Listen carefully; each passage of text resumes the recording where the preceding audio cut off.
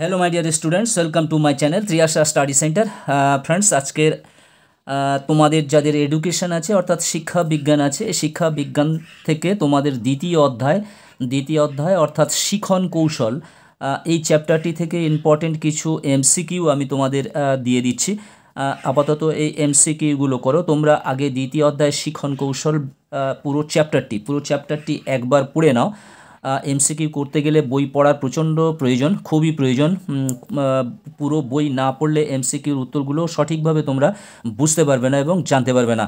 ফলে MCQ suggestion যাই থাকুক, তোমাদের অবশ্যই একবার দুবার অন্তত কমপক্ষে গোটা বইটি পড়া, অর্থাৎ প্রথম অধ্যায় যে অধ্যায় ধরবে সেই অধ্যায়টি পুরো কমপ্লিট পড়া তোমাদের উচিত। বন্ধুরা, আজকের তোমাদের যাদের বিষয় এডুকেশন আছে, এডুকেশন থেকে ইম্পর্টেন্ট এমসিকিউ দ্বিতীয় অধ্যায় শিখন কৌশল সাজেশন ফর 2025, তোমরা যারা উচ্চ মাধ্যমিক 2025 সালে দেবে।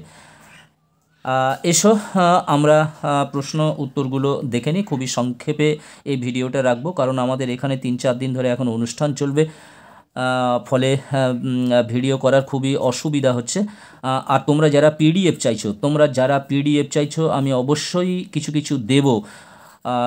দেব, সময়ের অভাব। তবে প্রত্যেক বুধবার করে তোমরা অবশ্যই পিডিএফ পাবে, কিছু না কিছু পিডিএফ পাবে তোমরা প্রত্যেক বুধবার তোমরা পিডিএফ পাবে, অর্থাৎ কাল বাদে পরশু দিন তোমরা কিছু পিডিএফ পাবে। আর তুমি অর্থাৎ দিলীপ তুমি পিডিএফ চাচ্ছ, ফিলোসফি চাচ্ছ। দেখো, আমি সিরিয়ালি পরপর আসছি। আমি অবশ্যই যেটি ভিডিও আমি দেব তারপরে তার পিডিএফ দিতে হয়। অতএব আমি তোমাদের যে বড় প্রশ্নটি আছে, বড় প্রশ্নের সাজেশনটা আগে দিয়ে দিই একটি অধ্যায় থেকে, তারপরে তার পিডিএফ আমি পাঠাবো। বন্ধুরা, তোমরা যারা চ্যানেলটি এখনও সাবস্ক্রাইব করোনি, অবশ্যই তোমরা চ্যানেলটি সাবস্ক্রাইব করে নাও এবং বন্ধুদেরকে লিঙ্ক বেশি করে শেয়ার করো। এবং তোমরা সম্পূর্ণ একটি বিশ্বাসযোগ্য সাজেশান, নির্ভরযোগ্য সাজেশান তোমরা সে বিষয়ে তোমরা নিশ্চিত থাকো। তোমরা যে সাজেশানগুলো দেওয়া হচ্ছে সেগুলো তোমাদের অনেক পড়ে, কিন্তু অনেকে পড়োই না। তার ফলে তোমরা মনে রাখতে পারো না যে এটা কি কমন ছিল, এটা কি কমন ছিল না, তোমরা মনে করতে পারো না। সেটা তোমাদের কিছুটা পড়ার অভাব, কিছুটা তো পড়তেই হবে। সাজেশানের মধ্যেও তো অনেক প্রশ্ন আছে, সেগুলো তো পড়তে হবে, তবে তোমরা পুরোপুরি লিখতে পারবে। আর তোমরা সেটি মুখস্থ করে লেখা প্র্যাকটিস না করলে ফুল নাম্বার আসবে না। সেটি আমি ভিডিও নিয়ে আসবো, খুব তাড়াতাড়ি নিয়ে আসবো। দেখো, একের দাগের প্রশ্নটি ছিল প্যাভলভের শিখন তত্ত্বে প্রাচীন অনুবর্তনকে বলা হয় এস টাইপ, ভি টাইপ, অপানুবর্তন, আর টাইপ অনুবর্তন। অ্যান্সার হবে এস টাইপ অনুবর্তন, অর্থাৎ অপশান এ। অপারেন্ট অনুবর্তনের প্রবক্তা হলেন প্যাভলভ, স্কিনার, থর্নডাইক, কোহলার। স্কিনার। কুকুরের ওপর পরীক্ষাটি করেছিলেন প্যাভলভ, স্কিনার, থর্নডাইক, কোহলার। অ্যান্সার হবে প্যাভলভ। জেস্টাল্ট কথাটির অর্থ হলো পাঠক্রম, ক্ষেত্রমান, বিষয়, অবয়ব। অ্যান্সার হবে অবয়ব, অর্থাৎ অপশান ডি। জেস্টাল্ট মতবাদের মূল ভিত্তি হলো প্রতিক্রিয়া, উদ্দীপক, সাধারণীকরণ, প্রত্যক্ষণ। অ্যান্সার হবে সাধারণীকরণ, অর্থাৎ অপশান সি। 6 দাগের প্রশ্ন, অন্তর্দৃষ্টিমূলক শিখন কৌশল হিসেবে শিম্পাঞ্জির ওপর পরীক্ষা করেন প্যাভলভ, স্কিনার, থর্নডাইক, কোহলার। অ্যান্সার হবে কোহলার। যে শিম্পাঞ্জির ওপর তার পরীক্ষা চালিয়েছিলেন তার নাম ছিল সুলতান। তালপে শস্যও আছে, বানানগুলো লক্ষ্য করবে, সুলতান, সুলতানা, সুলতানা। অ্যান্সার হবে সুলতান, দন্তশস্যও ল তো একা দন্তের ন। 8 দাগের প্রশ্ন, শিখনের গৌণ নীতির সংখ্যা ছিল 2টি, 3টি, 4টি, 5টি। অ্যান্সার হবে 5টি। শিখন সংক্রান্ত গবেষণার ক্ষেত্রে পাজল বক্স যে বিজ্ঞানী ব্যবহার করেন থর্নডাইক, প্যাভলভ, স্কিনার, কোহলার। অ্যান্সার হবে থর্নডাইক। টাইম কার্ড, লেখচিত্র ব্যবহার করা হয়েছে প্রাচীন অনুবর্তনে, সক্রিয় অনুবর্তনে, প্রচেষ্টা ও ভুলের শিখন কৌশলে, অন্তর্দৃষ্টিমূলক শিখন কৌশলে। অ্যান্সার হবে প্রচেষ্টা ও ভুলের শিখন কৌশলে। বন্ধুরা, এই চ্যানেলে তোমাদের মাধ্যমিকের কিছু ভিডিও আমি দিচ্ছি, দেখতে পাচ্ছ শর্ট দিচ্ছি, তবে লং ভিডিও এই চ্যানেলে একদমই ছাড়বো না।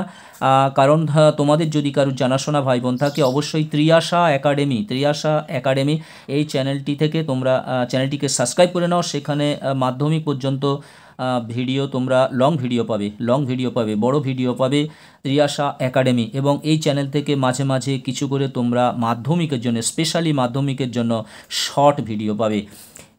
এসো আমরা পরের প্রশ্ন উত্তরে চলে যাই। 11 দাগের প্রশ্ন, অন্তর্দৃষ্টিমূলক শিখন হলো প্রচেষ্টা ও ভুলের শিখন কৌশল, সক্রিয় অনুবর্তন তত্ত্ব, গেস্টাল্ট তত্ত্ব, প্রাচীন অনুবর্তন তত্ত্ব।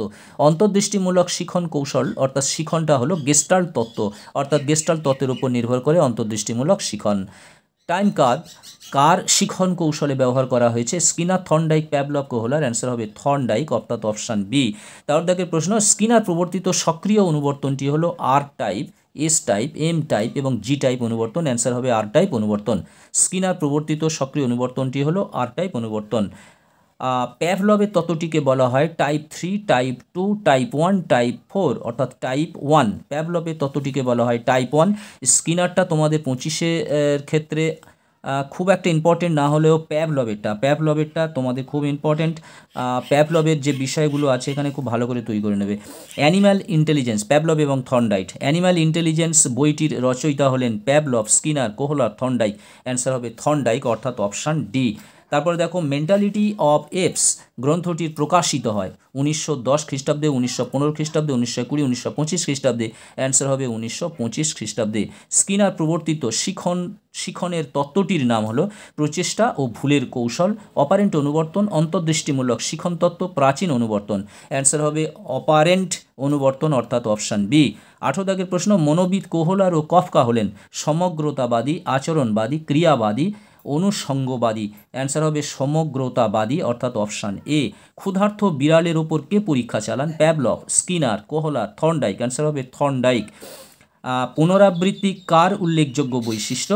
অন্তর্দৃষ্টিমূলক শিখনের, সক্রিয় অনুবর্তনের, প্রচেষ্টা ভুল শিখনের কৌশল এবং প্রাচীন অনুবর্তনের। অ্যান্সার হবে প্রচেষ্টা ও ভুল শিখনের কৌশল শিখনের আর কি, প্রচেষ্টা ও ভুল শিখন কৌশলের। আরও একটি প্রশ্ন আছে, সেটি এমনি তোমরা মুখে মনে রাখবে, যেটা বলা হচ্ছে এখানে বিড়ালের কথা উল্লেখ করা হয়েছে, সিম্পাঞ্জির কথা উল্লেখ করা হয়েছে। পায়রা এবং ইঁদুর এদের ওপরে যে কৌশলটি ব্যবহার করা হয়েছিল সেটা হলো, তিনি কে করেছিলেন? সেটা হলো স্কিনার করেছিলেন। যাই হোক, সেটা প্রয়োজন নেই, যা দেওয়া আছে এটুকুই। বন্ধুরা, আপাতত এই 20টি প্রশ্ন তোমরা একটু করে পড়ে রাখবে, এটা তো এমসিকিউ, এবং লাস্ট মিনিট সাজেশন তো একটা আসবে। আর তোমরা জানো last minute suggestion test paper না বেরোলে লাস্ট মিনিট সাজেশনটা করা মুশকিল হয়। তবে 90 থেকে 95% প্রশ্ন কিন্তু তোমাদের মিলে যাবে। অতএব এইগুলির তোমরা আগে থাকতে খুব ভালো করে তৈরি করে রাখো, তাহলে দেখবে লাস্ট মিনিট সাজেশনের উপর তোমাদের কোনো চাপ থাকবে না, অনেকটা এগিয়ে থাকবে, অনেকটা এগিয়ে থাকবে।